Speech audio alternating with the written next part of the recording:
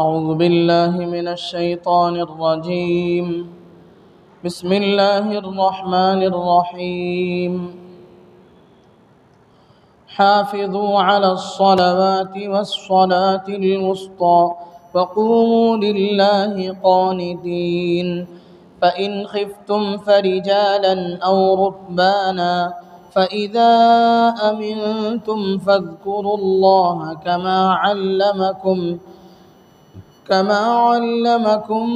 ما لم تكونوا تعلمون. والذين يتوفون منكم ويذرون أزواجا وصية لأزواجهم متاعا إلى الحول غير إخراج فإن خرجن فلا جناح عليكم فيما فعلن في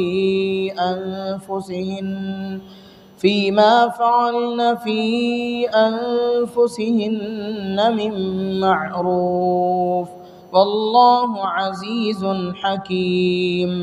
وللمطلقات متاع بالمعروف حقا على المتقين. كذلك يبين الله لكم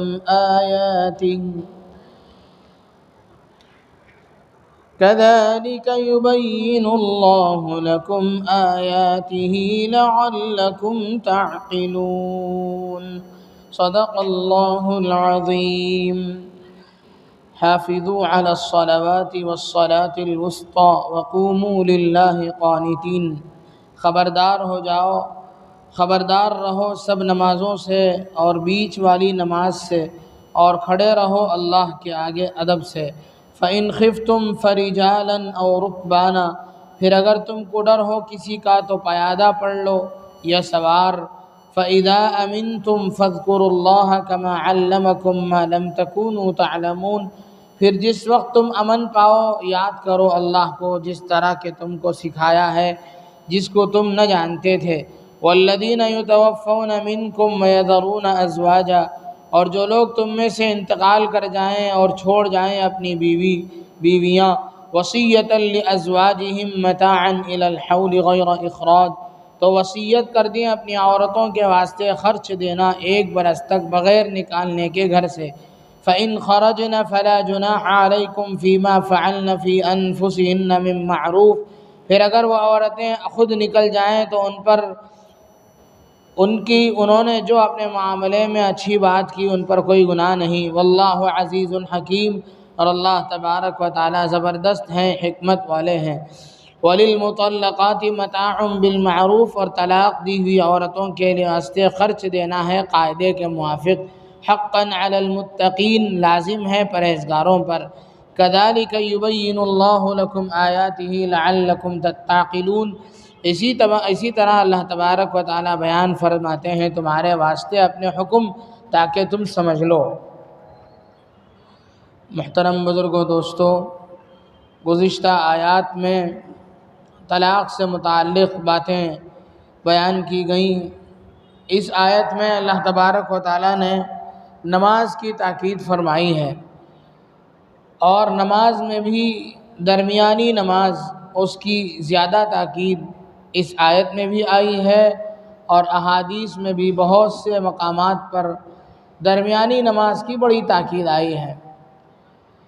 طلاق کے مسائل کے بعد اللہ تبارک و تعالی نے نماز کی تاکید فرمائی۔ اللہ تبارک و تعالی یہ بتلانا چاہتے ہیں کہ ہر حال میں اللہ کی طرف بندے کو متوجہ ہونا چاہیے، چاہے کیسے ہی مسائل ہوں، گھر میں سکون ہو تب بھی، نہ ہو تب بھی، مصروفیات ہوں تب بھی، خالی اوقات ہوں تب بھی، ہر حال میں اللہ تبارک و تعالیٰ کی طرف ایک بندے مومن کو رجوع کرنا چاہیے اور اللہ کی طرف ہمیشہ متوجہ ہونا چاہیے۔ خاص طور سے عصر کی نماز، صلاۃ وسطیٰ اس میں کہا گیا ہے، درمیانی نماز۔ دن کی 2 نمازیں ہیں، فجر اور ظہر، اور رات کی 2 نمازیں ہیں، مغرب اور عشاء۔ صلاۃ وسطیٰ سے مراد اکثر مفسرین و محدثین کی رائے یہ ہے کہ وہ عصر کی نماز ہے۔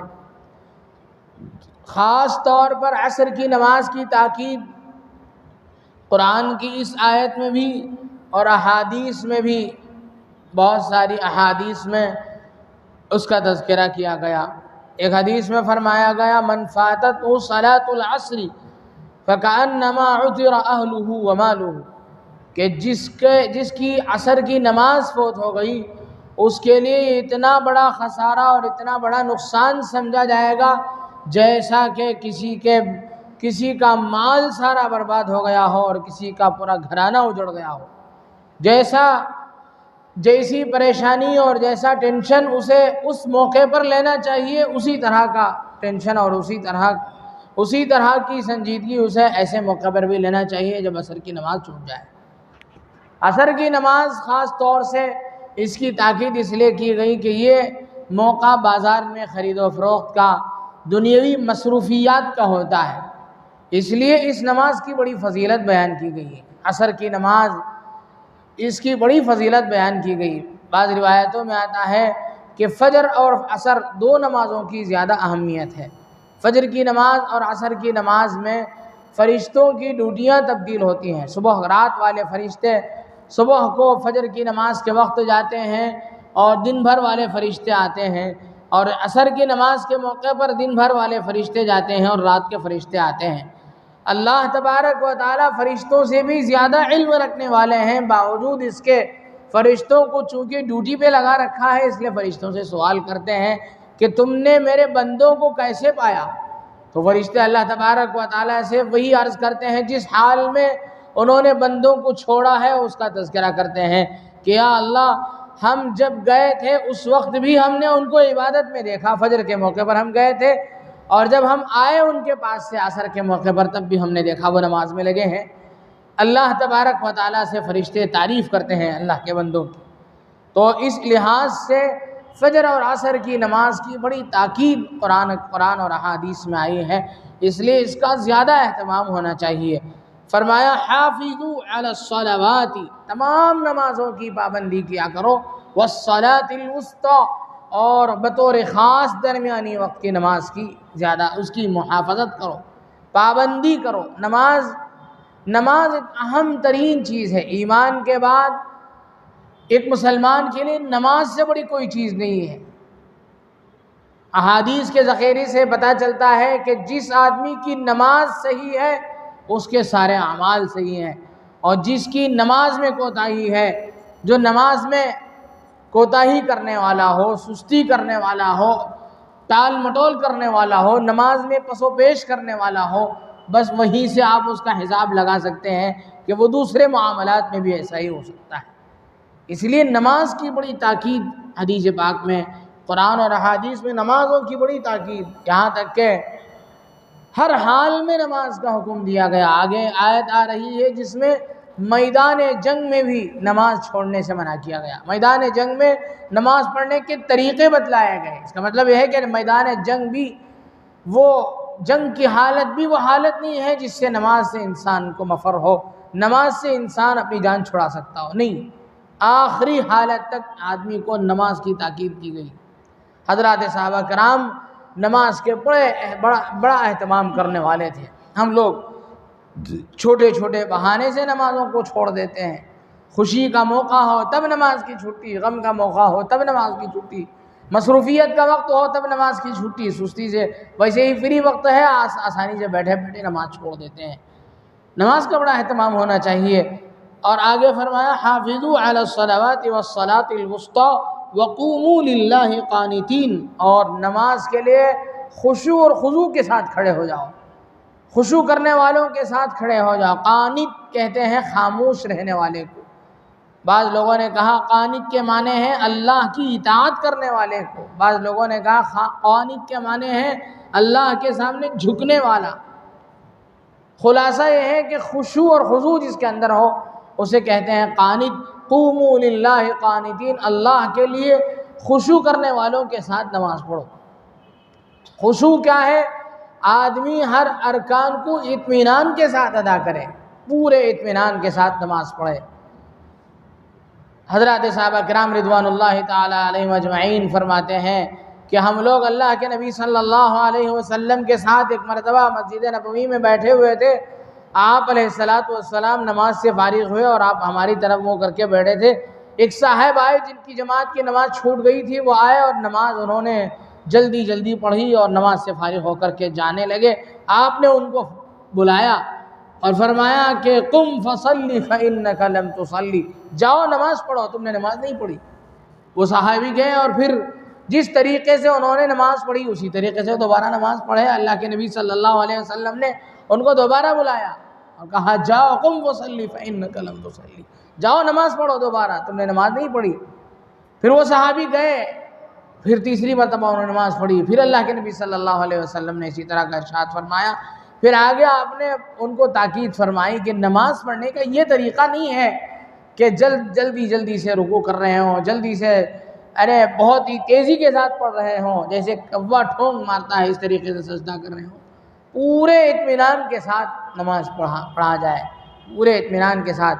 اللہ کے نبی حضرت عبادہ ابن صامت رضی اللہ عنہ فرماتے ہیں کہ اللہ تبارک و تعالیٰ نے 5 نمازیں فرض فرمائی ہیں۔ نبی علیہ السلام نے ارشاد فرمایا کہ بندوں پر اللہ تبارک و تعالیٰ نے 5 نمازیں فرض فرمائی ہیں۔ جو بندہ اچھی طریقے سے وضو کرے گا اور پورے اہتمام کے ساتھ نماز پڑھے گا، اللہ تبارک و تعالیٰ ان نمازوں کی برکت سے ہی اسے معاف فرما دیں گے اور اس کی بخشش کا ذمہ اپنے اوپر لے لیں گے۔ اور قانتین کے معنی بیان کرتے ہوئے اس لائن سے فرماتے ہیں کہ پہلے زمانے میں نماز میں بات کرنے کی اجازت تھی۔ لوگ نماز کی حالت میں ہوتے تھے تو نماز میں بھی نماز پڑھنا تو فرض تھا، لیکن نماز کی حالت میں لوگ آپس میں باتیں کر لیا کرتے تھے۔ اچانک اللہ تبارک و تعالیٰ پر، اللہ کے نبی صلی اللہ علیہ وسلم پر حکم نازل ہوا اور اس حکم کی بنیاد پر نماز میں بولنا بند ہو گیا۔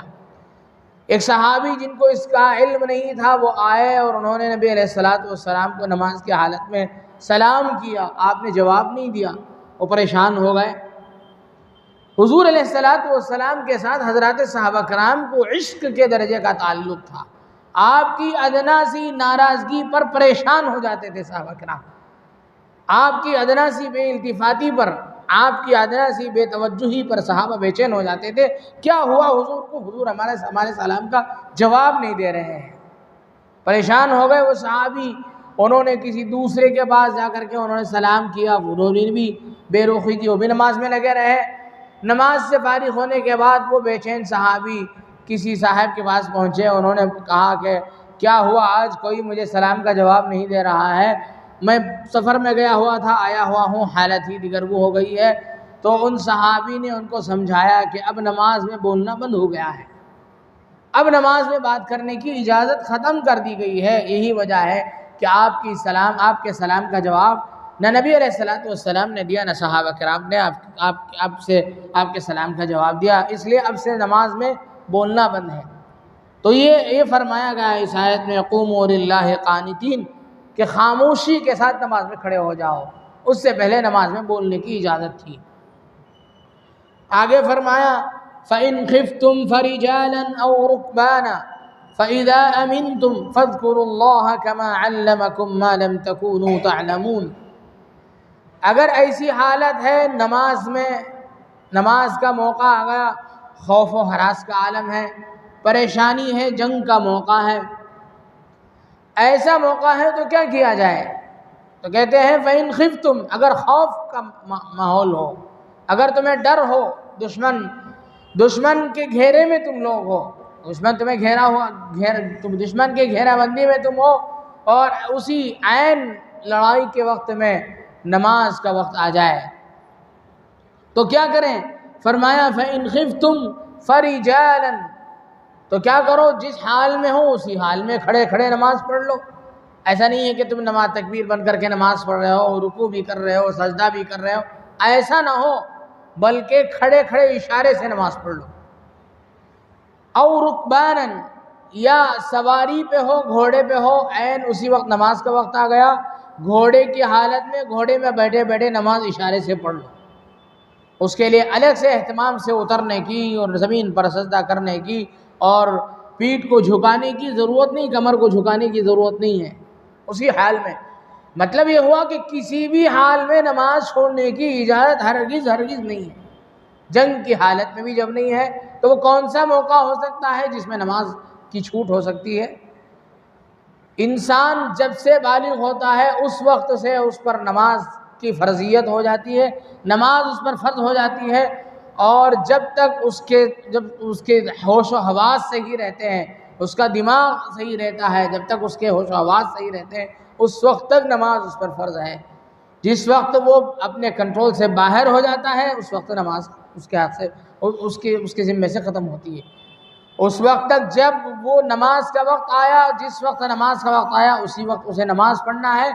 اگر نہیں پڑھا کسی وجہ سے بہت ہی پریشان کن صورتحال تھی تو بعد میں اسے اس کی قضا ضروری ہے۔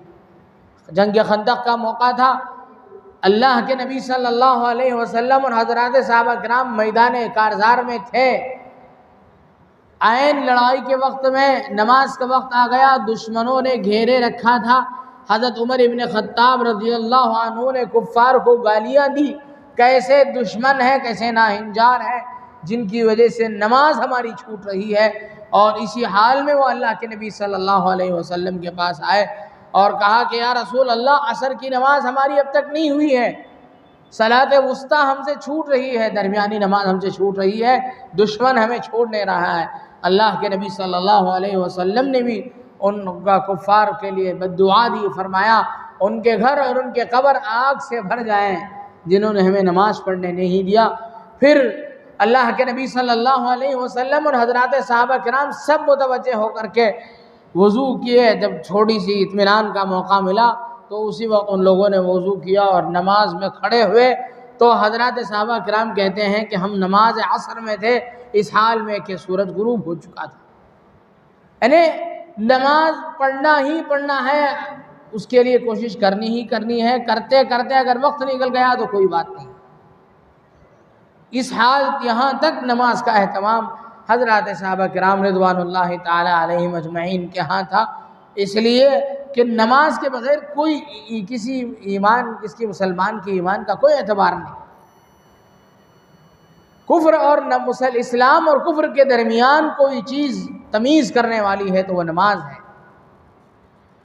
تو آگے فرمایا فَإِنْ خِفْتُمْ فَرِجَالًا أَوْ رُكْبَانًا فَإِذَا أَمِنْتُمْ فَاذْكُرُوا اللَّهَ كَمَا عَلَّمَكُمْ فَإِذَا أَمِنْتُمْ، پھر جس وقت میں امن ہو جائے، فَاذْكُرُوا اللَّهَ، اللہ کو یاد کرو، كَمَا عَلَّمَكُمْ مَا لَمْ تَكُونُوا تَعْلَمُونَ، جس طرح اللہ تبارک و تعالیٰ نے تم کو سکھایا ہے، تمہاری نہ جاننے والی باتوں کو جس طریقے سے اللہ نے سکھایا اس طریقے سے تم نماز پڑھو۔ وَالَّذِينَ يُتَوَفَّوْنَ مِنْكُمْ وَيَذَرُونَ أَزْوَاجًا وَصِيَّةً لِأَزْوَاجِهِمْ مَتَاعًا إِلَى الْحَوْلِ غَيْرَ إِخْرَاجٍ فَإِنْ خَرَجْنَ فَلَا جُنَاحَ عَلَيْكُمْ فِي مَا فَعَلْنَ فِي أَنفُسِهِنَّ مِن مَّعْرُوفٍ وَاللَّهُ عَزِيزٌ حَكِيمٌ۔ اس آیت میں اللہ تبارک و تعالیٰ نے مطلقہ عورت سے متعلق ایک مسئلہ بیان فرمایا ہے، لیکن یہ آیت دوسری آیات کی وجہ سے یہ آیت منسوخ ہو گئی ہے، اس کا حکم اب ختم ہو گیا ہے۔ یہ آیت تلاوت میں تو ہے لیکن اس کا حکم اب باقی نہیں ہے۔ بعض آیتیں ہیں قرآن کریم میں جن کا حکم تو ختم کر دیا گیا دوسری آیتوں کی وجہ سے، لیکن ان کی تلاوت باقی رکھی گئی ہے۔ تو اسی میں سے ایک آیت یہ بھی ہے۔ کیا ہوتا تھا جاہلیت میں؟ یہ ہوتا تھا کہ اگر کسی عورت کا شوہر انتقال کر گیا تو اس کے انتقال کے بعد اس کی بیوی کو زبردستی اسی کے گھر میں روکے رکھا جاتا تھا، اسے پوری تنگی کے ساتھ اسے رکھا جاتا تھا، یہاں تک کہ جب ایک سال تک اسے وہیں رہنا اس کے لیے ضروری ہوتا تھا، اور جب اسے نکلنے کا موقع آتا تھا باہر تو اس کے گود میں جانور کی مینگنیاں اس کے گود میں بھر دی جاتی تھی، اور پھر وہ جب اس کی عدت ختم ہو جاتی تھی تو وہ باہر نکل کر کے اس کے گود میں بھرے ہوئے مینگنیوں کو لوگوں راستے میں گزرتے ہوئے جو بھی راستے میں ملتے تھے ان پر پھینکتے جب ختم ہو جاتی تھی وہاں سے اسے چھٹکارا مل جاتا تھا۔ عجیب و غریب قسم کی بات تھی، اس زمانے کی کوئی عادت تھی اس طریقے کی۔ اللہ کے نبی صلی اللہ علیہ وسلم رحمت للعالمین بن کر کے اس دنیا میں تشریف لائے، آپ نے عورتوں پر ہونے والے مظالم کو دنیا سے ختم فرمایا، انہی میں سے ایک ظلم یہ بھی جو ہو رہا تھا اسے بھی آپ نے ختم فرمایا۔ آپ نے فرمایا کہ اگر عورت کو رکھا جا رہا ہے گھر میں تو اس آیت میں یہ حکم تھا کہ جب تک عورت اپنے فوت شدہ مرد کے گھر میں ہے اس وقت تک اسے اس کے مرد کے ترکے میں سے اسے خرچ دیا جائے گا۔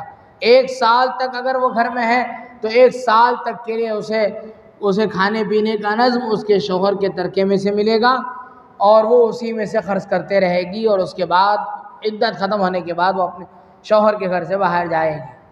لیکن بعد میں جب عدت کے مسائل جب آئے، اس سے متعلق دوسری آیتیں آ گئیں، تو عدت 1 سال والی عدت کا حکم ختم کر کے 4 مہینے 10 دن 130 دن غیر حاملہ کے لیے اور حاملہ عورت کے لیے وضع حمل یعنی بچے کا جننا ولادت اس کے لیے عدت کا اختتام شمار کیا گیا اور یہ حکم بدل گیا۔ اسی طرح جب 1 سال تک رہنے کا حکم نہیں ہے تو 1 سال تک نفقہ دینے کا حکم بھی ختم ہو گیا۔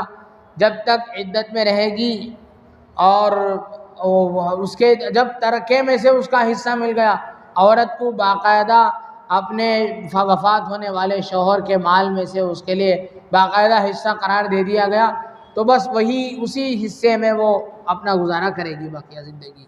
تو ان احکامات کی وجہ سے اس آیت میں جو حکم بیان کیا گیا ہے وہ حکم منسوخ ہو گیا ہے۔